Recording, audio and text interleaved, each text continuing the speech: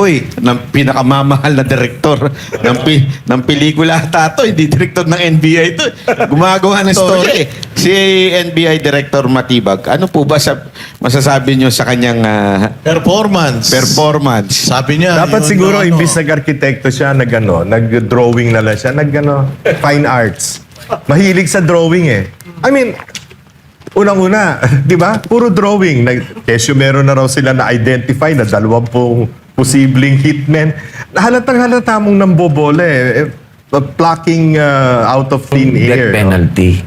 Kailangan meron po tayo. Hindi po pwede na ako, hindi ko naman gusto may mamatay ha. Kasi ako po ay makajus din naman po tayo lahat. Ang buhay ng tao, precious yan. Pero dapat, bumalik pa rin tayo sa eye for an eye, tooth for a tooth. Kung ano yung ginawa mo, yan ang kailangan bumalik sa'yo. Hindi po pwede na pumatay ka ng tao, ikaw pa dito lang sa Pilipinas na ikaw pa ang pupuntahan, ikaw pa ang kakausapin ng mga social worker. Minsan hindi na ako makapaniwala eh. Ano ba ito? Hindi, imbis yung biktima ang asikasuhin natin, ang bibigyan natin, ang atensyon natin na doon sa kriminal, ay pambihira. Talagang baliw na talaga. Magkaroon tayo ng ganong klase uli na pamunuan na ang kriminal takot. Hindi po pwede kasi ang kriminal masiga sa iyo eh. Hindi pwede. Hindi pwede ang kriminal nakabarong din. Hindi pwede. Kailangan ang kriminal, alam niyang kriminal siya. Hindi dapat ang kriminal, ang pakiramdam niya, mas congressman din ako. Importante kasi na may takot. Hindi pwede yung hindi pwede yung ang feeling ng kriminal eh. Makukulong, tapos babayaran niya yung warden para meron siya special privileges, di ba? Hindi pwede yung ganun eh. Dapat matakot sa batas. Punta naman tayo sa impeachment. Yan. Pag-usapan natin to. Kasi sabay din itong impeachment yung paglabas ng survey na kung saan lalong tumataas si VP at si BBM lalong bumababa. Sa tingin nyo po, sa inyo muna, mahirap magsalita dito si Seth. Oo eh. Sinabot na lang si patron natin. Sa tingin nyo po, itong impeachment na nakaraan, itong mga tatlong witness, nagkaroon po ba ng epekto kay VP Sara na mabawasan siya? Dito sa first article, walang Unang-una, bakit inilista ng prosecution si Zulaika Lopez, Yusek Zulaika Lopez, na kanilang witness, di ba? Pagkatapos, inatras nila. Bakit? Kasi nung nakita ng tao yung footage na talagang inaapi, ngayon lang dati kasi pinapakita yun lang galit na galit si VP Sara, yung bugso ng damdamin.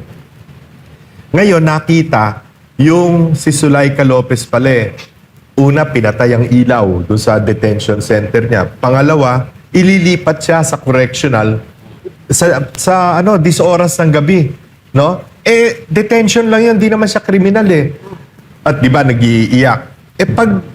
Nung nakita 'yon, ng taong bayan na kaya naman pala sumiklab ang galit ni VP Sara. Kasi tao mo 'yan eh, di ba? Matagal na niyang kasama.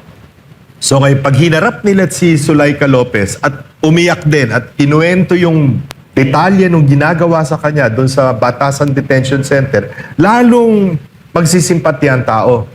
Madi-disprove yung kanilang allegation na grave threats and inciting to sedition. Kaya hindi na nila tinawag. No? It's an admission of failure on their part. So, ako tingin ko, wala. At least itong first article, itong article nito na yung sa grave threats, walang epekto. In fact, baka mas tumaas pang simpatya kay VP Sara. Pagdating po doon sa witness, especially itong ating kagalang-galang ng pinakamamahal na direktor ng pelikula tato, hindi direktor ng NBI to. Gumagawa ng story eh. Si NBI Director Matibag, ano po ba masasabi nyo sa kanyang Performance. Sabi niya. Dapat yun siguro, na imbis nag-arkitekto siya, nag-drawing na lang siya, fine arts. Mahilig sa drawing eh. I mean, unang-una, di ba? Puro drawing. Kesyo meron na raw sila na-identify na 20 posibleng hitmen. Halatang-halata mong nambobole eh. plucking out of thin air, no? At yung hitman daw, security, VP Security Group. Yung hitman daw na 20. Lalo magagalit ang mga sundalo niyan dahil mga ano yan mga professional soldiers yan eh. Sipin mo sasabihin mong hitmen sila. Ay, May nakita wala, ba kayo? wala. Palpak na palpak yung kay... Puro yabang eh. Alang laman, puro yabang. Sabi ko nga nung pinapakinggan ko alam mo, diferensya lang ni Director Matibag at saka si Ramil Madriaga. Siya may diploma, yung isa wala. Yung siya 29 years. Pero medyo mukhang napapangiti ating kagalang-galang na Sarap makinig sa patron eh. Senator Judge. Hindi siya pwede Oo nga, Senator, Makinig. baka pwedeng sagutin ni Parang Senator. nasa hearing lang ako. Sino ba yung napagalitan nyo ron? Oh, sino may maingay? Yung maiingay doon. Yung prosecution kasi nandun sa harap. Yun sana pakiusap ko sa impeachment court na maagap din sila sa mga ganon. Kasi Maagap nadidistract eh. Kasi kung mapapanood nyo, naputol eh. Napa-English nga ako eh. I was interrupted. Sabi ko. Ano po yun? Oo, kasi baka hindi sila nakakaintindi ng Tagalog. Kailangan mong Englishin, di ba? Kasi sana magkaroon uli ng pagbalangkas ang impeachment court na pagbawalan yung gano'n. Tsaka huwag sa kalagitnaan nang nagtatanong ka, puputulin ka. Kasi Senator, ang hirap nun eh. mukhang sinusubok yung ano mo eh. Ano mo, Yung pasensya. Hindi, pero Sen- dati meron na palabas, di ba? Nung impeachment trial ni Erap, ni Presidente Erap, si Miriam ang tumindig at pinalayas yung yung mga nagtatatawanan lang, nangingisihan. Tanong natin si Senator. Pinatawag yung Sergeant at Arms at pinalayas yung Pero sino dapat ang mag-ganon? Pwede ba dapat presiding officer. Oo, dapat yung... Yung presiding officer. Hindi pwedeng any senator? Pwede rin. Pero Pwede, ang contempt. presiding officer ang mag-o-order sa Actually, may nag-react Sergeant eh. at No? Arms. May nag-react. Yung bell ringer, pinagalitan. Yung Oo kay, nga, may kay tanong Tulfo Wala na naman. trabaho yun. May tanong ako sa'yo. Kasi ang puntos ko lang doon, hindi naman ako yung mahabang magsalita. Ang mahabang magsalita, yung Sumasagot. eh. Akala ko nga, Kaya- sasabihin mo, don't what me eh. Inaantay ko yun eh. Oo, talagang Pero Senator, pwede mo bang pangalanan yung mga maiingay na yun? mahaba magsalita. Hindi, yung napagalitan niya. Hindi, sa prosecution nga. Oo, ano sila, grupo sila eh. Grupo silang Sila ang gano'n. una na tayo? Una na yung lawyer nila eh. Una na yung lawyer nila na Mabagal magsalita. yung tumutula din. Oo. Kaya yun. nag-fake news. Ay, iba pa yun. Oo. Ay, ba pa yun? Si Atty. Lorna, yun nandun sila. Ito lang nang nakaupo ron. Mga pangit. Pero nang Mga pangit ah. Sobra ka naman. Dispensa, no? Hindi, yung dispensa nila dala kasi... daw ng damdamin, bugso ng damdamin. Hindi, yung kanilang dispensa, pang-aasar eh.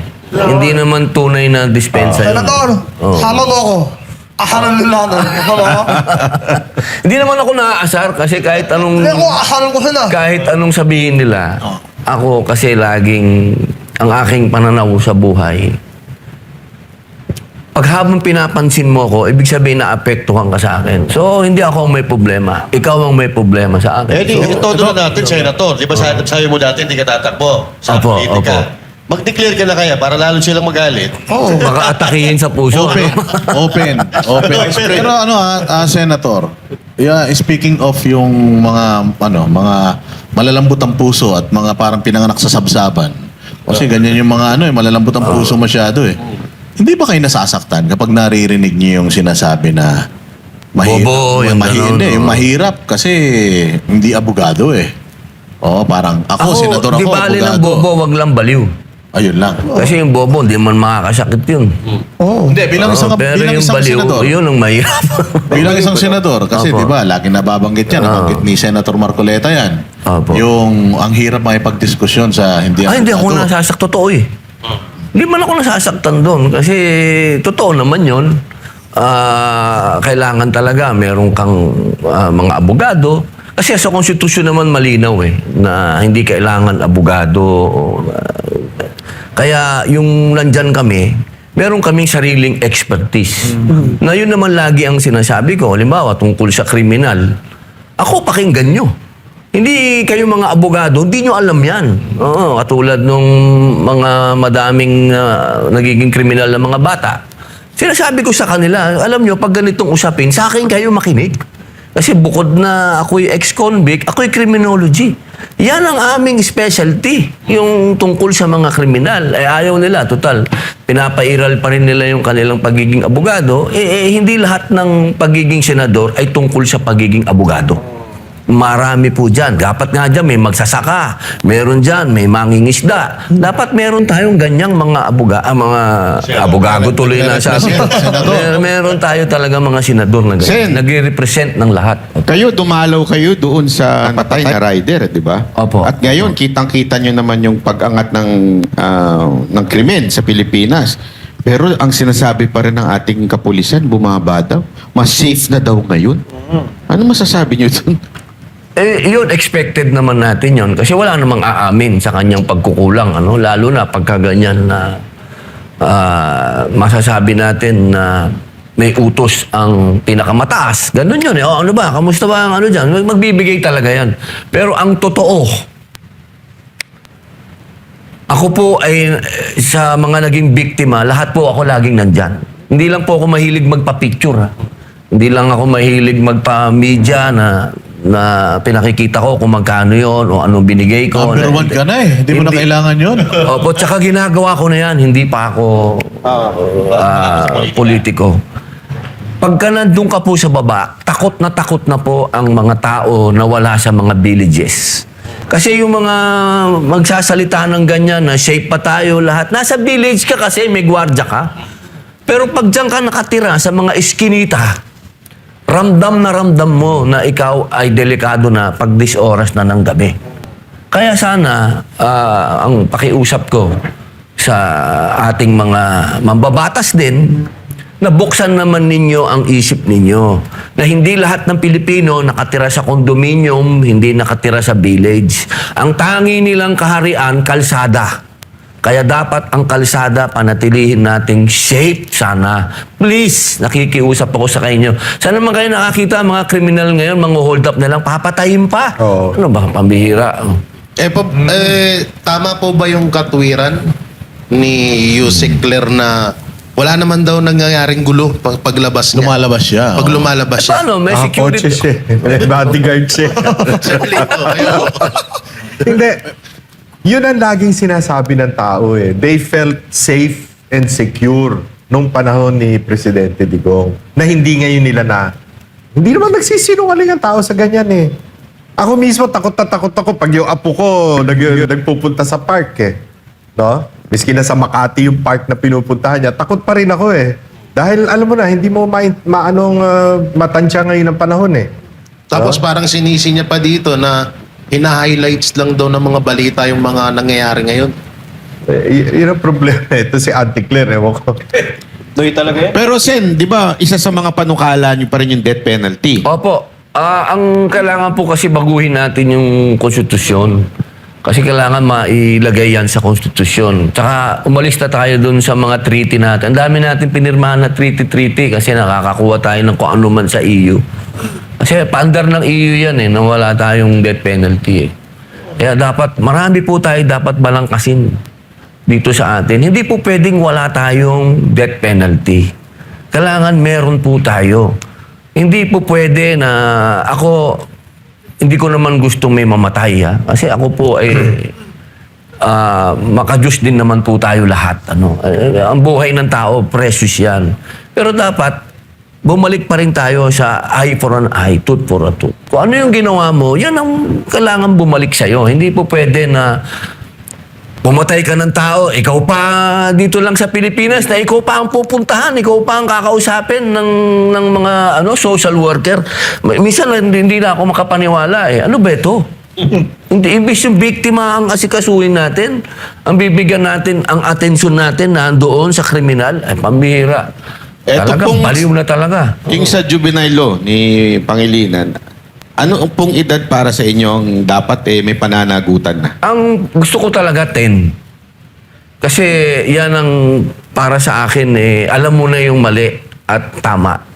Kasi noon nanliligaw na tayo, Brad. Yun. Alam naman natin lahat yan. Di ba? So, ibig sabihin, pag nanliligaw ka na, alam mo na yung tama at mali. Alam mo na yung kiss, alam mo na yung holding hand. Pamihira naman, di ba? Pero, siyempre, ang gusto nila, ugnay tayo sa mga bansa na may ganyang batas. 12 years old. Yung nasa ibang bansa kasi 12 years old si Kadante naman, ang gusto niya, may discernment. Dapat. Yung sa akin kasi naman, pag doon tayo sa may discernment, ang tagal ng trial niyan. Oo, kasi Patunayan mo pa yan, patutunayan mo pa. Hindi, para sa akin kasi pagka gumawa ka niyan, shoot ka muna. Shoot ka muna. Kasi naranasan ko, pare. Hindi naman ako nagsasalita dahil hindi ko naranasan. Hindi, nagsasalita ako kasi naramdaman ko yan. Nung na-shoot ako, talagang may realidad ka eh. Pag nakarating ka na sa kulungan at nakita mo na ang kulungan, automatic, doon papasok sa'yo, gusto kong magbago. Lalo na. Kaya lang, Sen, alam naman natin ang sitwasyon Opo. ng kulungan natin. Bilang ex-convict, sa tingin niyo po ba, mare-reform itong mga makukulong o lalo lang magiging tarantado? Nung pumasok kasi ako sa Bilibid, ang inabutan ko talaga doon, magulo. Pero nung nandun po tayo, nagtayo tayo ng therapeutic center sa loob para sa mga drug addict, sa mga drug offenders. Marami din po tayong ginawa doon sa loob. Hindi naman po tayo nagpalaki lang nung anuman doon. Opo. So, ibig ko pong sabihin, kapag ka-juvenile ang pinag-usapan natin, dapat may juvenile detention center tayo. Huwag nating dalhin doon. Huwag silang isama doon sa mga hardcore. Pero dapat nakikita nila. Kumbaga, ito yung juvenile detention center, ito yung New Bilibid. Nakikita mo ang pupuntahan mo kapag hindi ka pa nagbago. Kasi eye-opener din ng Muntinlupa Pag nakita mo din ng Muntinlupa na nung panahon kasi ni Digong, ang maganda nung panahon ni Digong, kasi nung panahon ko, talagang kalaban ko dyan, yung mga drug pusher Yan, mga drug lord. Yan ang mga nakalaban po natin dyan sa loob. Nung panahon naman ni Digong, nalinis niyan Nalinis yan Gumanda ang takbo ng Bilibid Sana, magkaroon tayo ng ganong klase uli na pamunuan na ang kriminal takot. Hindi po pwede kasi ang kriminal masiga sa iyo Hindi pwede. Hindi pwede ang kriminal nakabarong din. Hindi pwede. Kailangan ang kriminal, alam niyang kriminal siya. Hindi dapat ang kriminal, ang pakiramdam niya, mas congressman din ako. Bakit yan? Hindi pwede. Sir Liso, nabanggit nyo rin sa mga ilang vlog nyo na matagal na rin po kayo na katulad kay Erap, kay Aquino. So, nung panahon na may mga death penalty yung mga unang presidente, anong magandang naidulot niyan sa bansa natin? Natakot. Importante kasi na may takot. Hindi pwede yung ang feeling ng kriminal Kulong lang. makukulong, tapos babayaran niya yung warden para meron siya special privileges, di ba? Hindi pwede yung ganun Dapat matakot sa batas, no? Ang problema dito sa atin, wala nang natatakot sa batas Nakita mo nga yung mga nag-i-slash yung mga truck na galing sa pier, ini-slash 10 minuto na, di ba yung isang na video? 10 minuto ng pilit na kinukuha. Wala pa pulis na lumapit Mano bang may tumawag sa pulis at meron nung nanakaw doon? Wala na. Miski sa Dasmariñas Village, di ba, may nanakawan kamakailan, mga 2 months ago. Yun, napasok pa. Gated subdivision, yung pang-bilyonaryo yun. Ang Napasok sino pa. mo, At saka dala rin niya ng kahirapan ng tao Kasi, di ba, kapit sa patalim yung mga iba walang kakainin yung mga anak So, hindi kaya may... Sinabi mo, Sir Lito. napasok na magnanakaw yung Mas Forbes Park. Sino mo, Grabe ka, Ano ba? Kaya ka. Ano ako yun? Hindi, pero speaking of doon hindi kaya siyempre yung mindset ng mga kriminal magnanakaw naman din lahat na nasa gobyerno Bakit kami? Lit-lit lang naman. Tama. Hindi nakukulong. Pati yun, no? Diba? Hindi. Yun na nga. Hindi nakukulong eh, di ba? Malinaw na yung ginawa, di ba? Na yung pera ng bayan napunta sa mga multo. Di ba? Kung halimbawa na katulad ngayon, Sir Lito, na wala sa ayos yung batas natin, dapat bang ipatupad ang death penalty ngayon sa panahon ngayon na, yung leader natin, kung sino pa yung lumalaban sa korupsyon, yan pa yung nakukulong at kung sino yung... May point ka dyan, kasi iba na ang husgado ngayon. Oh, Medyo pero- delicates. Hindi naman aabutin ng pag diniscuss natin ngayon yan. Hindi yan, aabutin yan sa isang presidente. Tatagal yan. Tatagal yan. Una-una, simbahang Romano-Katoliko, kalaban ng death penalty yan. No? Kanya umatras si GMA nun Presidente GMA. Dati may death penalty tayo Di ba yung isang rapist, Ichigaray. inano ni Erap. Pero nung pumasok si GMA, pakiusap ng simbahan, umatras siya. Nilift yung death penalty. Kaya kailangan talaga natin ng Pangulo at Vice President na may yag. Di ba? Ayun. Payak. Tibay ng dibdib. Oh, katulad ni Senator Robin. Pare. Hindi kasi kailangan talaga itong Pilipinas parang malala na talaga yung sakit. Kailangan na ng isang revolusyon. Na ito revolusyong papayapa hindi pag-aarmas. Baka may sedisyon na naman dyan. Kailangan talaga ang leader may tapang at may malasakit.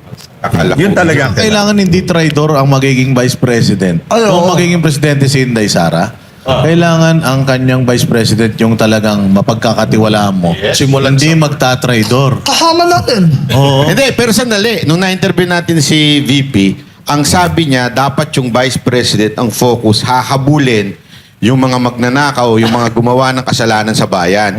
Senator Robin, kung kayo ba, hahabulin niyo po ba yun o pababayaan niyo na lang yung mga... Kung ano ang order ng presidente, dapat gagawin ng vice president. Kahit ano. Kung pwedeng tanggapin mo lahat, tatanggapin mo lahat. Lahat ng sisi, lahat ng ano ng trabaho mo Pero ang nangyari kasi, di ba si Pangulong Duterte, ginawa niya yan. Nakulong pagkatapos. Kayo po ba? Handang Oo. makulong kahit Of course. pagkatapos ng administrasyon ni VP Sara. Hindi, siya na presidente nun eh. Hindi, what's May continuity tayo. Alam nyo, ginawa na ni Presidente Erap yan na talagang siya yung PAC dati. Kung talagang yan ay mapupunta sa kamay natin. Halimbawa lang, kahit hindi naman tayo Vice President, kung halimbawa, italaga niya tayo, di ba, naandan na si Inday, at italaga niya tayo sa anti-crime, papapilang ko yan. Papapilang ko talaga yan. Kasi ako, una, criminologist ako. Nakulong ako. Amoy pa lang ng tao, alam ko na, tingin ko lang, alam ko na. Ito, loko-loko talaga to. Kasi napag-aralan ko yan Nakulong ako. Kapatid ko, si Kuya Romel, nakakulong din yan sa maximum pa. So, ibig sabihin, yung experience namin, hindi ito nakuha sa libro. Ito'y pinagdaanan namin. Mabubusog ba ang mga isda sa Manila Bay pag sakasakaling ikaw? Formula yan, hindi ko. Pero Sir Robin, Magje-jet ski ka ba sa South China Sea? Alam mo, nung nagpunta ako dyan, naalala yun, nagpunta ako dyan. Kaya unang-una, hindi ko nga alam ba't siya tinatawag ng senador. Siya ang unang-unang pumunta dyan. Ako unang Bago pumabay si nakipagtunggali. Tiveros. Wala lang akong ganong, kasi ang kasama ko noon mangingisda. Wala lang akong ganong klaseng yaman na nakapagdala. May nagpunta doon di ba? Naka jet ski. Wala lang akong ganong yaman na nakapagdala ako ng jet ski. Pero ako, nakipaghabulan talaga ako sa mga China Coast Guard. Talagang may video po yan, may pelikula. Pinalabas pa po yan dito sa SMN. Yung mapapel, ginawa na ba niya yan? Yung may paghabulan dyan? Puro sat-sat din lang yung isang yun Oo pero Sir Robin, may pala tayo. Kasi, ayun nga, sabi naman Sara, pag naging presidente siya, gusto na yan yung vice president niya. Hahabulin yung mga kriminal, yung mga nagnakaw. Okay lang ba sa'yo, habulin mo yung tropa mo, kaibigan mo? Oo, wala namang sa sitwasyon ng Pilipinas ngayon. Hindi dapat tayo kaibigan. Pagka ganyan ang naging mentalidad natin, wala tayong, alam mo, parang dapat ang gawin natin, parang ginawa ng Mother Russia. Ginawa ni Putin. Sinabi niya dun sa mga kaibigan niya, kung hindi kayo magbabago, umalis na lang kayo. Dapat ganun. Itong mga to, iwan nyo dito lahat yung mga kayamanan yung pinagkukuha. Malista kayo. Paano kung ayaw nilang... Ay, wala na tayo. Nag-warning ka na. Alaputin tayo. Paano kung manlalakad? Ano? Paglalaban. Ito, Laban! Lalaban sa Linawin batas. mo kasi. Gawin mo, gulo mo kausap eh. Maglaba eh. I-text mo na lang. Manlalakad. Ayun. Lalaban. Wala tayo. Kala mo, kasi ako yung taong hindi naman ako mayabang. Ganito yan, ganito yan. Nakikwelyuhan. Hindi naman ako ganun, di ba? Pero, umapalag naman ako. Ayan. Umapalag. Ayan, gusto ko marinig. Hindi. Actually, alam mo, inaantay nga ng mga Ano? yung magkaroon ng Richard Gomez part Uy! sa Senado eh. Best friend na natin. Oh, best friend. Pero yung inaantay ng iba, di ba? Yung biglang lusob na lang. Pag umano na yan, ilagay na yung kamay sa ano. Ako manon na yun, ha? Lagi nga nilang sinasabi na ako daw yung mag-uumpisa ng gulo. Hindi po. Nakikita naman nyo, pagka may ganun, pinapasok ko yung kamay ko dito. Ibig sabihin, disiplinado naman po ako.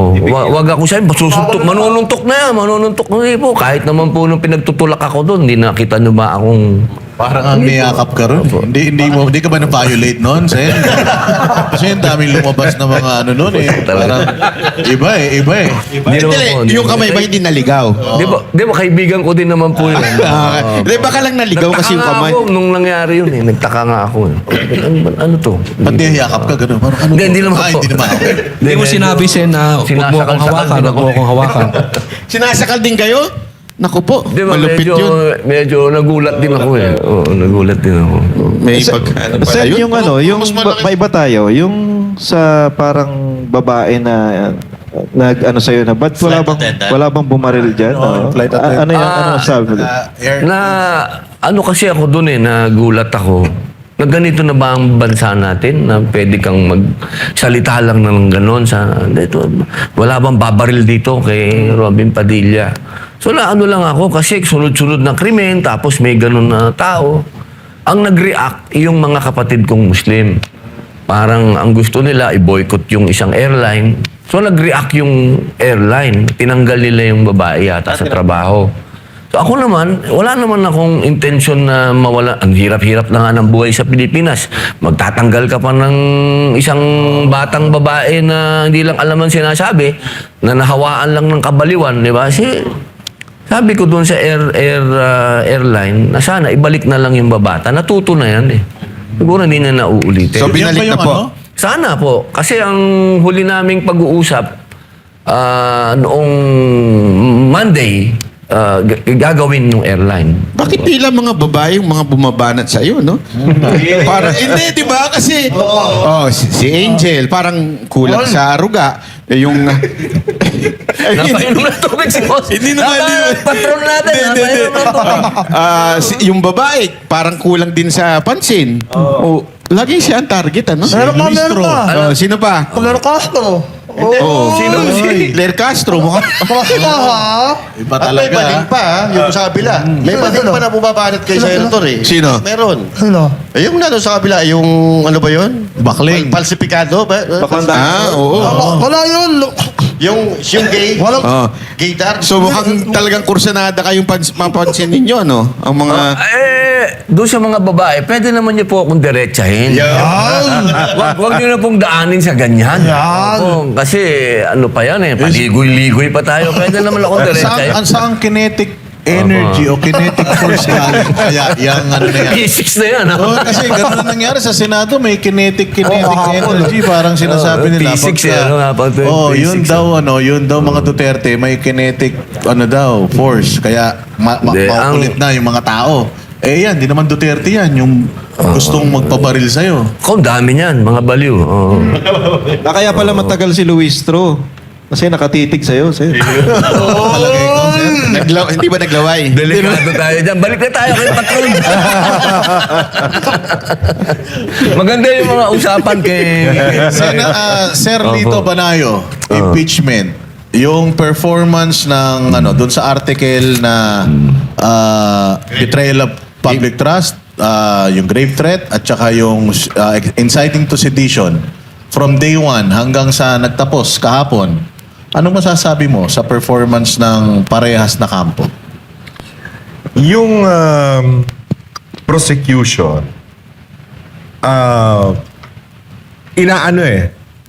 target nila, kumbinsihin ang tao na masamang tao si Inday Sara. Yung depensa, cool eh. Depensa, defending based on legal precepts. No? Ang problema, hindi naman, ako tingin ko, syempre hindi makakapagsalita si Sen. Robin, but ang tingin ko yung mga senador, hindi lamang yung minoriya ngayon na may simpatya, dun sa article na yon kay Vice President Inday Sara, merong mga nasa mayoriya na nabuisit dun sa testimony nung dalawang, yung si Lotok at sino yun, yung mas ninauna, lalo na nung kay Matibag. Kasi halatang nagdo-drawing eh. Nagbobola eh. Diba? Nag-iimbestiga ka ng napakataas na opisyal, pagkatapos mali-mali yung affidavit mo, mali ang pecha. Hindi mangyayari yun eh. You have to be very thorough. Hindi pwede yung pawardi-wardi ang imbestiga. NBI ka eh. Kung pulis patola ka, baka maniwala pa ako. NBI ka, di ba? Kaya ako, tingin ko dyan sa article na yan, hindi lamang yung minority. May mga siguro 4 o 5 doon sa majority na hindi boboto dyan sa... Pero sabi nila kasi lagi nila sinasabi, pasabog. Nung umupo ba, itong si direktor, pinakamagaling na direktor sa Pilipinas, sa kasaysayan. Nung siya ba yung inilagay dyan, nakatulong ba siya sa prosekusyon? May pagsabog ba kayong nakita? Wala. Wala. Director yung sagot. Siya yung Diba? sumabog eh. Hindi, para Englishin natin, it was a big fart. Oo, ha? Ito naman sa issue ng pagsusubpina ng mga tax records, ng AMLAC, ng mga bank statement. Anong masasabi nyo dyan? Kayo ba pabor dyan? Hindi ako abogado no, para mag ano diyan, no. Pero ang tingin ko, meron namang kulatilya yung decision ni Senator Chis Escudero, yung presiding justice, na sinabi na gagamitin lang benchmark yung from 2007 to 2022. Pero ang talagang pwede lamang gamitin doon sa articles of impeachment ay yung 2022 to 2020, hanggang ngayon, 2025 or 2026. Benchmark lang yung no, yung, kasi hindi pa siya impeachable official nung panahon na yun eh. Merong ganong kulatilya si Chis. Kaya lang yung tendency na baka maabuso eh. Kasi katulad ng laging sinasabi ni Senator Cayetano, nung babaeng Cayetano, sabi niya, kung ano yung nasabi na at narinig na, hindi mo na pwedeng ma-unhear yun. Oo, At kasi yung nga- mga na ilabas na rito, hindi mo na pwedeng alisin yun dahil nailabas mo na kahit mali. Kasi diyan lumabas yung yung kay Matubato ba yun? O Las Cañas, Las yung Cañas, statement ni Las Cañas. So, nailabas, pero hindi naman pala dapat ginamit dahil una sa lahat, di naman notaryado, di naman kasama dun sa kaso, pero nailabas na. At hindi mo na mababawi yun. Baka ganyan din ang mangyari dyan, maabuso yung... Hindi, yun nga. Ginagawa nila kasing demolition job ito kontra kay Inday Sara eh. Maaaring yung mga senador, yung senator jurors, hindi nila makukumbinse. Pero yung taong bayan, baka mabola nila, maloko nila. Ganun ang laro. Halimbawa, yung AMLC, di ba si Kim Enares na dating BIR commissioner, na-interview siya eh. Tahasan niya sinabi, yung AMLC walang karapatang mag-release ng data. Kasi nasa batas yun eh. Yung batas na natin na gumawa tayo ng creating the AMLC. No? Walang karapatan yon. Pero sa 1987 Constitution yun. Paano yung 2026 Bendalo Constitution? Bendalo. Anything goes. Pero maganda yung sinabi ni Senator Robin dun sa kung gusto nyo buksan na lang lahat. Handa ba kayo, Sen? Yun ang inaantay ng taong bayan. May Kaya kumagat ba sa hamon nyo na yan? Nung sa salin na gusto ko naman purihin din yung mga kasama kong senador, nung sinabi ko yan nung aking privilege speech, kasi FOI ako yun Freedom of Information. pinrivilege speech ko yun, hinamon ko yung mga mambabatas. Believe naman ako doon sa mga kasama kong senador, nung nilabas ko yung akin, nilabas din nila yung kanila. Kaya sana dito, sa hapon natin, na pati yung mga bank records, gawin natin. Properties, lahat. Kasi yan ang gusto ng tao. Kaalaman, no? Actually, dalawang bansa na lamang ang meron pang bank secrecy law. Pilipinas tsaka Lebanon. All countries all over the world, walang bank secrecy law. Only the Philippines and Lebanon. Ano ito? Lahat, kahit ordinary citizen. Walang bank secrecy law. Pag kailangan ng batas na tingnan yung iyong bank records, can be done. Naku, di Court malalaman order kung lang. sino nagbayad dun sa namatay na vlogger. Ayan na. Oo. Ano na? Diba? Pwedeng lumabas lahat. Dito lang, tayo lang. Lebanon at saka Philippines. Pag yan ang ginawa natin, matutuwa ang taong bayan. Yes. Yan yung mga isang hakbang na sana, inshallah, pagka nag-iba na ng administrasyon, maitulak natin Pero yan. hindi po ba maabuso yan? Hindi. Mas mahirap yung para sa akin kasi, pag ikaw ay nasa gobyerno, payag ka kung ang taong bayan nang umaabuso sa'yo. Kesa naman ikaw ang umaabuso sa taong bayan. Taga-gobyerno ka eh. Okay lang yun. Walang problema doon. Dapat handa ka doon. Baka bumaba yung survey bigla ni Senator. Dahil sa